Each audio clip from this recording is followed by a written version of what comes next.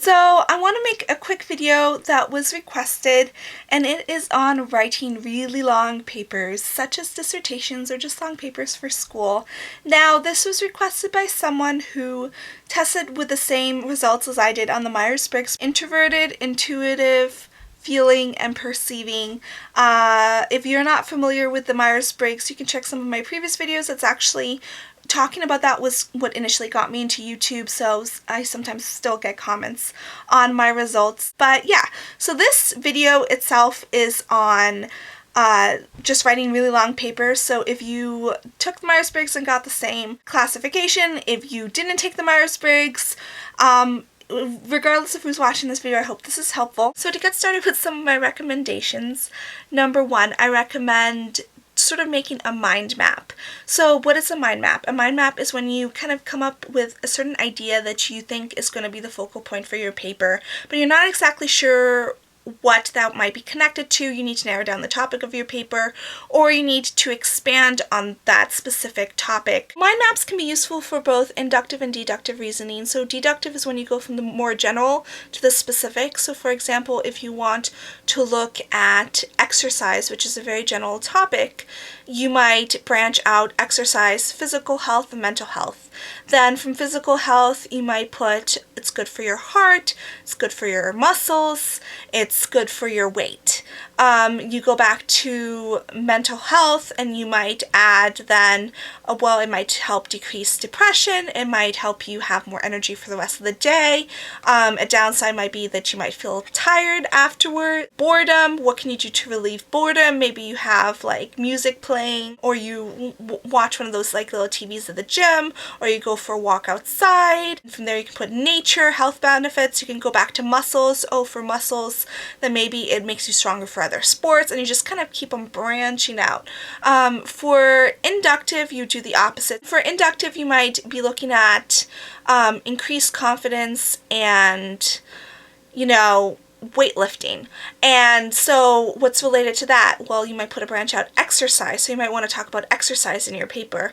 Then you branch out exercise, health benefits. You might still do that, but then you go from weightlifting, well, confidence.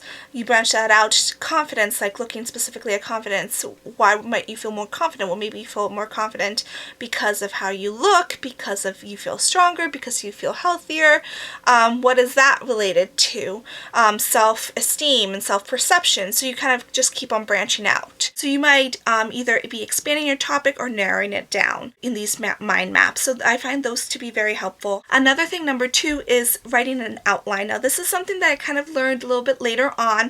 I really didn't do initially that much, but with longer papers I find that you really have to. Because even if you don't stick specifically to that outline, which I tend to not, it helps you kind of get those different topics from that mind map, for example, and then see, okay, I need to look at this, this, this, and this. So when you're researching the topics, you kind of have an outline of the different topics within the broader topic that you need to look at. So this relates to my third sort of tip, which is to break it down. So you want to break the paper down. If it's a super long paper, it can be very overwhelming to have this huge paper that is due. So if you kind of see each portion as a different paper, so sort of like in college or in high school, professors would, have a final paper that you write throughout the whole semester. First we submitted our hypothesis, then we submitted, like for example, the introduction, and then the methods, and then, so we kind of broke it down for us, but when you're writing a longer paper, you won't have a teacher telling you this is due by this date, so sometimes you have to self-impose those deadlines. And if you want, you can have someone that you submit them to who will help you impose those deadlines on you if you need those deadlines. I'm someone who needs deadlines, so that could be helpful to you. So then the next tip that I have, which I kind of lost count, I'll put the number here, but the next tip that I have is to set some time each day. Now this is a longer paper for a semester. Maybe you might set a certain amount of time each week that you are going to focus on doing something towards the paper. If it's something bigger like a dissertation, you might need to set aside time each day. I'm not procrastinating at all. I'm totally kidding. When I was writing the dissertation, I spent time reading books. about writing dissertations and looking at articles online about writing dissertations.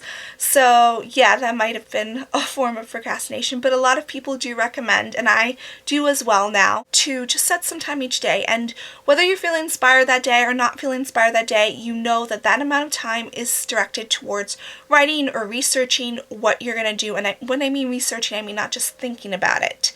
I mean actually going and finding articles, actively doing things, because it's very easy to just spend a lot of time in your head thinking about, oh, I could write this, I could write that, oh my gosh, what if that happens, what if this happens, and then it just never gets done. So in order to write something, you actually need to write, you actually need to take proactive steps toward completing that task, even if you're not feeling inspired very much at that moment. If you feel more inspired closer to the deadline, then you'll still have the foundation pieces that you need to be able to write the best paper that you can. Another thing that really helped me was to write summaries of the articles. Now, for shorter papers, I never really did that.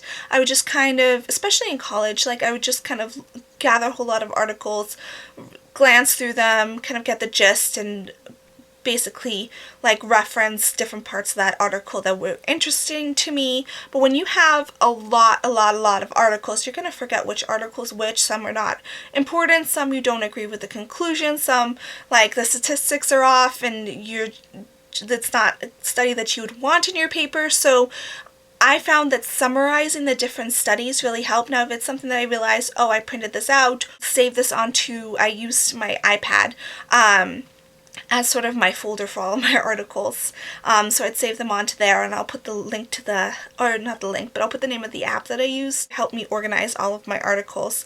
But so I download a whole bunch of articles, but some of them I wouldn't use. I'd basically like go through each and every article and write down little summaries of the ones that I thought would be important, and then I would just kind of X out or put in red ink the ones that I didn't want to use. Another thing that I did was I highlighted. So I used different fonts, different highlighting. I used all types of colors to help visually organize my different summaries by topic, by importance. I put lots of little stars by the really important ones, so just in my little summary, so I knew later on when I was writing what I was going to need for different parts of the paper, or what was more important.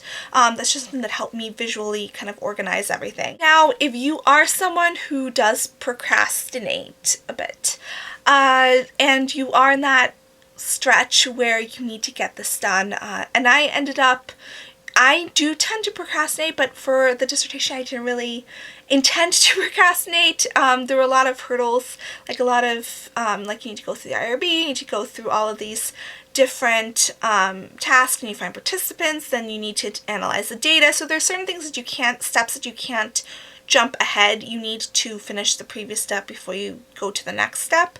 Honestly, there was a time there where I thought that I wasn't going to complete it, so I'm so thankful that I did. But, you know, when you are in that stretch of you have to write it, you have to write it now, it's like do or never do. So you might have to, you know, go certain amounts of time without sleeping as much as you'd like. If you can avoid it, avoid it. But I found that I couldn't avoid that intense do or never do time frame, and I had to go for quite a while with very limited sleep and just having to put my all into it. One thing that I found helps is you have to really eat healthy. Now, it might sound kind of funny for me because I ended up drinking a lot of coffee, which means intake of a lot of sugar, because I can't drink black coffee. If you can drink black coffee, that's great. Do that. But unfortunately, black coffee, like coffee without any cream or sugar or anything, just kind of makes me feel ill. So I ended up having more sugar intake than I would have liked, but I did try to kind of eat foods that I knew gave me energy. So there's certain foods that even if they are like generally healthy foods, your body doesn't necessarily agree with them as much. You feel kind of sluggish afterwards. And then there are foods that you know like are bad for you. Like try to eat as healthy as you can and eat foods that you find your body agrees with and gives you more energy. Now, this is going to sound so funny, but I could not have finished my dissertation without TED Talks, because there's a point where you can only drink so much caffeine and you just are like, your head is buzzing and you just can't drink any more caffeine. It's just not good for you. And So watching like short little inspirational videos gave me that energy boost, which I know is probably going to sound funny for a lot of people, but maybe that speaks to the idealist in me. But yeah, it helped me tremendously to just listen to or watch like short videos that were inspiring, and that gave me that, like I said, energy boost to kind of keep going.